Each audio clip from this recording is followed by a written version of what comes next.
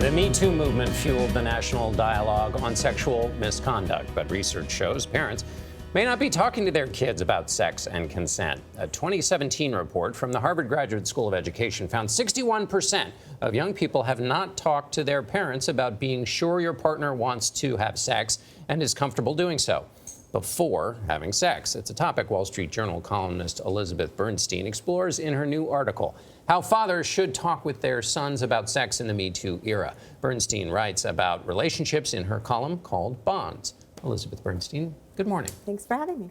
I'm not going to weigh in. I'm a father. I want to hear what I want to hear what you found from the fathers you talked to. Well, it's very interesting. I wanted to write this article because I write on sort of sexual harassment, sex issues sometimes in my column, and a lot of fathers were writing and saying several things. One, I don't know how to talk about this, but one thing that was troubling is they were writing and saying, how do I protect my son from girls? There's so many false reports, and that just isn't true. It's just not true. There's not a rash of false reports where girls are accusing boys of misconduct that is not right. So I wanted to give some information to fathers and sort of shed some light on this issue. Were you hearing that, Elizabeth, before the recent Kavanaugh conversation was in the culture? It came up a lot with Kavanaugh. It was with the Me Too, yes. It was coming up as Me Too over the last year or two. Has come up and been a big dialogue. It was coming up. But Kavanaugh, yes, it brought it up a lot. You say people have to talk about assault and consent because most people believe that assaults happen in the dark by a stranger that jumps out. That's why kids should know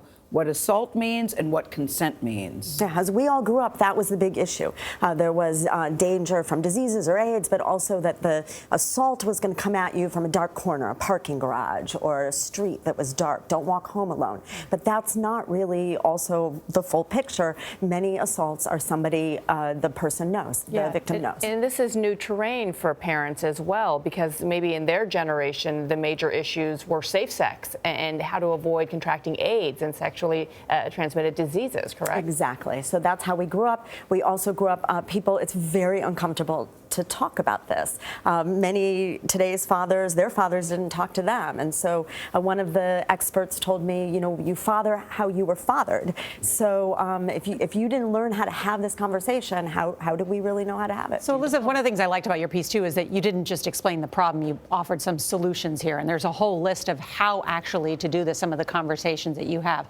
Talk early and often, look for teaching moments. You also say focus on values and self-respect. That's not something new. That's been by good parents taught to kids for a long time. All the time, and just not around this area. Again, the conversation is difficult, so to focus it in, a boy should respect himself and understand I want to be the type of boy and man who respects women. Why is it so? Go ahead, This John. conversation came up much in the way it did in my house when the president was boasting about sexual assault on the Access Hollywood tape, and not only the boasting about it, but then calling it locker room talk as if that made it somehow okay. Did you find that conversation and the way we talk about it, in other words, this isn't something to joke about, this isn't something that's in some protected space to talk about joking about sexual assault, did that come up much in men? Sure, because our children are watching what's going on out there, right? And they're also watching whether we're speaking about it, whether we're talking about it. And so a lot of uncomfortable conversations had to come up. But yes, the fathers are saying, how in this era,